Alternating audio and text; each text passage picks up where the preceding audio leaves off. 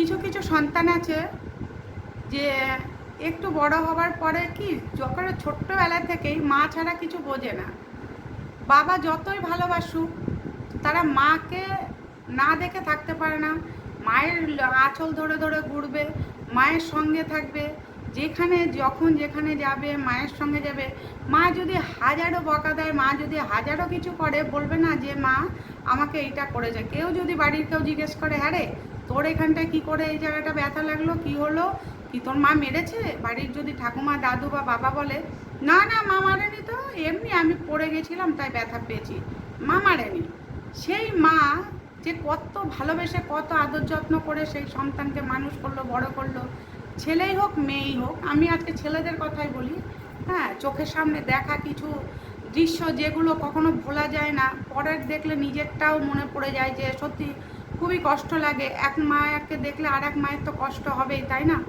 সেরকমই একটি মা একটি ছেলেকে খুব ভালো করে মানুষ করেছে, ছেলেকে পড়াশোনা শিখিয়েছে, ইংলিশ মিডিয়ামে পড়িয়েছে, তার স্বার্থের বাইরে গিয়ে সে ইংলিশ মিডিয়ামে পড়িয়েছে, ছেলেকে স্কুল দিয়ে আসা নিয়ে আসা, টিউশন নিয়ে যাওয়া নিয়ে আসা, ঘরে ছেলেকে পড়ানো, মানুষ করা, সে তাকে গান বাজনা শেখানো, সমস্ত কিছু মা করেছে। বাবা তো বাইরে থাকে না, তাই এইসব দায়িত্ব মাকেই নিতে হয়, মায়েরাই বেশি করে।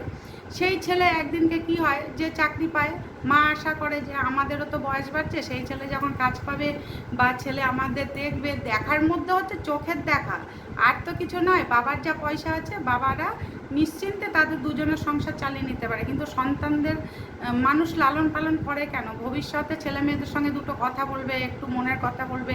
শেষ বয়সে বা বৃদ্ধ বয়সে তো তাদের গল্প করার কেউ থাকে না সন্তানরা ছাড়া। আর নাতি নাতনিরা তো থাকেই, নাতি নাতনিদের নিয়েও সময়টা কিছুটা কেটে যায়। এক সন্তানকে মানে ভালোবেসেছে একটা মেয়েকে, আর ভালোবাসার পরে বিয়ে করবে, বাবা মা বলেছে দেখ বাবু তোর কিন্তু এখনও 21 বছর হয়নি, তুই কিন্তু বিয়ে করিস না।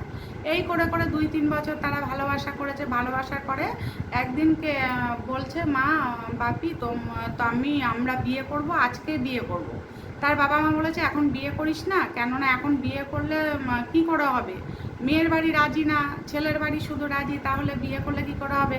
আর মা বাবা জানে যে ছেলে যে চাকরি বাকরি করে বাইরে থাকে, বিদেশে থাকে বা বাইরে চাকরি করে, বাইরে কোনো কাজ করে, যে কোনো কাজ করে, তাদের থেকে তো আশা করাই যায় না যে তারা ভবিষ্যতে মা বাবাকে দেখবে। তারা তো বিয়ের পরে বউ নিয়ে তারা সেখানেই সেটেল হয়ে যায়, কারণ না স্বামী যেখানে থাকবে বউকে তো সেখানেই নিয়ে যাবে, সেখানে মা বাবার কোনো আশা থাকে না। কিন্তু যে সন্তানরা দেশে থাকে সেই সন্তানদের থেকে মায়েরা আশা করতেই পারে যে একবেলা হলো আমার সন্তান আমাকে দেখবে, একবেলা দুমুঠো ভাত দেবে। আমার স্বামী যতই থাকুক, সন্তানের থেকে চাইবো একটু দুবেলা দুমুঠো খেতে, সন্তানের রোজগারের ভাত খেতে চাইবো, সন্তানের ভালোবাসা চাইবো। সেই ছেলেকে তারপরে কি করলো, বাবা মা বিয়ে দিয়ে দিল। বিয়ে দেওয়ার পরে ঘরে নিয়ে আসলো বউকে। বউ তখন শ্বশুর শাশুড়ি ছাড়া কিছু বোঝে না। শ্বশুর শাশুড়ি নিজের বাবা, শ্বশুর শাশুড়ি হচ্ছে তার আপন, নিজের বাবা মা তখন ভালো না, এই সব নিয়ে চললো। কিন্তু যখন ঠিক 3 মাস পরে বাবা মা মেনে নিল জামাই মেয়েকে, তারপরে তাদেরকে নিয়ে গেল, তাদের অনুষ্ঠান করলো, সমস্ত কিছু করলো। করার পরে সেই ছেলে আর মেয়ে করলো কি, তার মানে বউ আর কি শ্বশুর শাশুড়ি হয়ে গেল শত্রু, আর হচ্ছে ছেলের কাছে মা বাবা হয়ে গেল শত্রু। মা বাবার দিকে ঘুরেও তাকায় না। মা 7 দিন ছেলেকে না দেখতে পেয়ে অসুস্থ হয়ে গেল। অসুস্থ হয়ে তাকে তো ভর্তি করতে হলো, মাকে ট্রিটমেন্ট শুরু হলো। কিন্তু ছেলে একবারের জন্য জিজ্ঞেস করে না মা তোমার কি হয়েছে বা তোমার কি করার। বউকে এত ভয় পায় বা বউকে এত ভালোবাসে বলতে পারো, বউয়ের নেওয়াটা বলতে পারো, শ্বশুর বাড়ির সাথী বলতে পারো, যাই বলো, সেই সন্তান কিন্তু একদম মা বাবাকে পুরো ভুলে গেল। যে মা ছাড়া সে এক পা নড়তো না। মা মা করতে করতে কাজে যেত, মা করতে করতে স্কুল কলেজ করেছে। কিন্তু আজকে যখন বউ পেয়ে মাকে ভুলে যাচ্ছে, সারাদিনে মা যখন একবার ছেলেকে দেখতে পাচ্ছে না, তখন মায়ের বুকটা কি হয়, হাহাকার করে তখন মা ছেলের জন্য।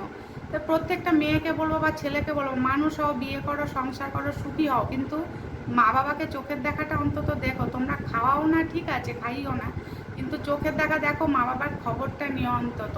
এইটাই সব ছেলে মেয়েদের কাছে আমার অনুরোধ, সবাই একবার করে হলেও দিনে মা বাবার খবরটা নিও।